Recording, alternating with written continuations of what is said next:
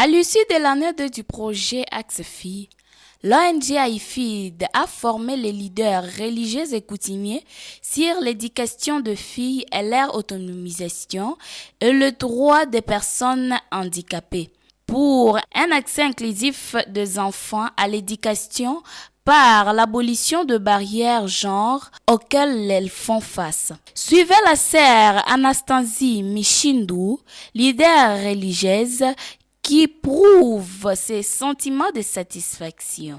En tant que leader religieux, nous avons vraiment reçu des matières qui nous ont aidés à protéger l'enfant et promouvoir le genre contre le préjudice et toute forme d'abus, d'exploitation, harcèlement à l'égard de l'enfant.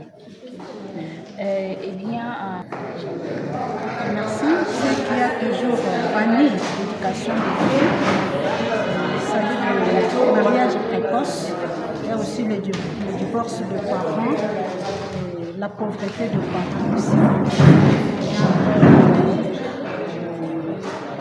Le mariage, comme je l'ai déjà dit, le divorce et la pauvreté des enfants, les grossesses non désirées. Alors, comment faites-vous pour pallier à ces fléaux-là? Comment est-ce que vous allez le faire dans votre congrégation pour que les fléaux de mariage Arriver à cet objectif, nous allons Des facilitateurs, l'abbé Pierre et Imam Ali s'expriment en ces mots. Les participants avaient encore un bagage de l'ancienne tradition, c'est-à-dire que donner le travail aux enfants, négliger la femme. La femme, son travail était seulement la maternité et la cuisine. Je crois qu'on a discuté en long et en large. Il y a eu beaucoup d'échanges par rapport à ça. Et ils sont arrivés au finish pour dire tout simplement, maintenant nous avons reçu une nouvelle approche, nous allons nous mettre parce que et les chefs coutumiers et les participants d'une manière générale se sont mis d'accord pour dire tout simplement que maintenant nous nous mettons d'accord et nous allons aider ce projet à arriver à un changement de comportement au niveau de toutes les entités. Que ce soit une entité coutumière, que ce soit une entité religieuse. Les impressions sont bonnes. Pour appuyer l'éducation inclusive, tout d'abord comme pasteur, comme prêtre, c'est-à-dire on ne cesse jamais d'apprendre, on va continuer à sensibiliser, on doit continuer à enseigner. Et par rapport à cette formation et qui ait quand même des résultats positifs, c'est-à-dire le changement de mentalité par rapport à tout ce qui se faisait avant. Vous savez que l'enfant à la famille, il était maltraité, il était exploité, il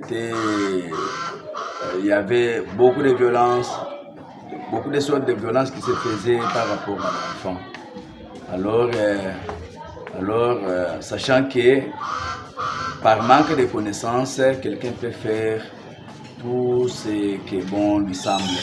Mais étant déjà instruit, nous espérons quand même de la part de nos leaders religieux, nos leaders coutumiers, un changement de mentalité par rapport à la thématique exprimée pendant les 4 jours. Et aussi la promotion du genre. Vous savez que la femme est la première vulnérable qui est marginalisée et que toutes les réponses, toutes les questions proviennent toujours de l'homme et non de la femme.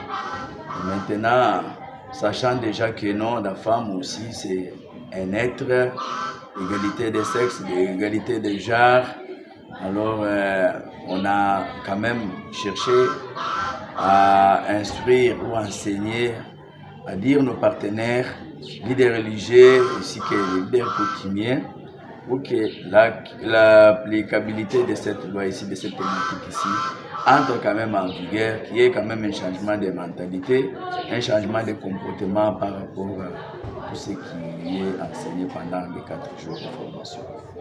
Suivez aussi l'évaluation de la formation auprès de messieurs André et Madame Mami, respectivement les staffs de l'ONG AIFID. Comme le projet l'indique, accès égalité pour l'éducation des filles, notre souci majeur est de promouvoir l'éducation de la fille. C'est pour cette raison que nous avons organisé cette formation dans le but d'outiller les chefs religieux ainsi que les chefs coutumiers sur les normes de genre et pour promouvoir l'éducation de la fille dans la communauté, là où ils seront en train d'identifier les sciences et les sensibilisations pour promouvoir l'éducation de la fille. Alors, merci beaucoup pour la question, M. Norbert. Vous savez que les chefs coutumiers et religieux, ce sont eux qui sont vraiment des leaders communautaires. Ce sont eux vraiment qui influencent les changements de comportement dans la communauté. Nous les avons invités pour qu'ils soient d'abord eux-mêmes outillés. Et s'ils sont outillés, ils vont faciliter la communauté, que ce soit dans des églises, mais dans la communauté, les changements de comportement à ce qui concerne l'éducation de la fille et ainsi que la promotion du genre. Merci beaucoup. De la journée, avec la formation. Selon les évaluations, je trouve bien que la matière a été vraiment pertinente par les participants. Il y avait quand même des feedbacks, il y avait des questions, il y avait des réponses. C'est-à-dire, je trouvais que la matière était très pertinente. Il y a eu nos leaders religieux, nos leaders coutumiers qui ont vraiment participé vraiment massivement. Ils ont participé, ils ont donné une bonne participation. C'est-à-dire, j'ai pu seulement dire du côté matière, ça a été bien exposé par les intervenants, les formateurs, en commençant par la présentation du projet AXEFI qui a été vraiment abordé par la dame Josiane Quater. J'ai vu que cela a été pertinent aussi dans la salle. Et aussi la matière sauvegarde qui a été lancée. C'est là où on a montré quand même l'importance de la sauvegarde, comment nous devons sauver nos enfants et nous-mêmes les adultes, comment nous devons nous sauver. Oui, d'abord c'était vraiment l'objectif de cette formation ici. Quand nous les voyons déjà et nous avons déjà l'espoir que la communauté, ils vont propager tout ce qu'ils ont reçu dans la formation pour aller propager la communauté, afin qu'ils nous lancent des messages en démontrant la communauté sur la protection de l'enfant et aussi la promotion des genres. C'est-à-dire, nous sommes en train de lutter contre la discrimination des enfants. Donc, nous voulons démontrer que tous les enfants sont vraiment importants et tout genre compte dans la société, dans la communauté, dans les églises aussi partout.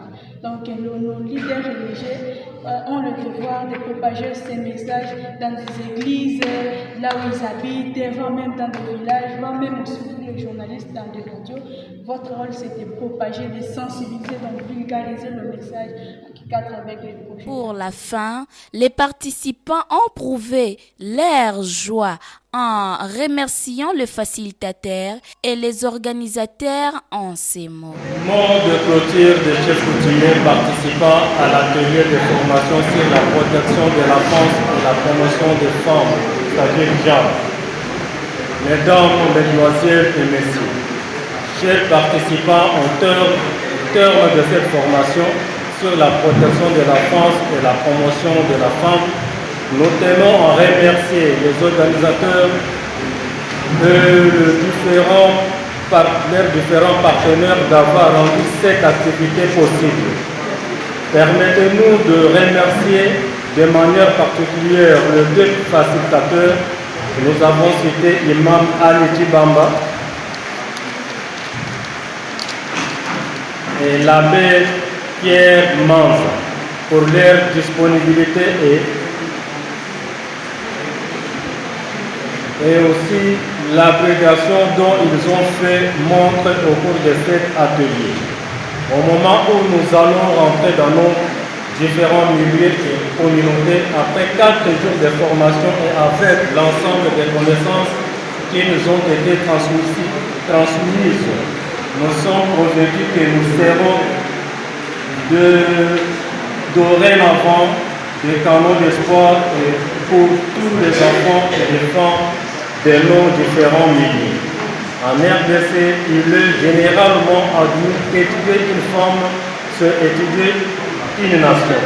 Comme il est ainsi reconnu que l'enfant, ou soit la jeunesse, c'est l'avenir de demain, donc les deux catégories des personnes constituent notre futur en tant qu'humain. C'est la raison pour laquelle nous avons signé des actes d'engagement pour la protection de l'enfance et la promotion de la femme.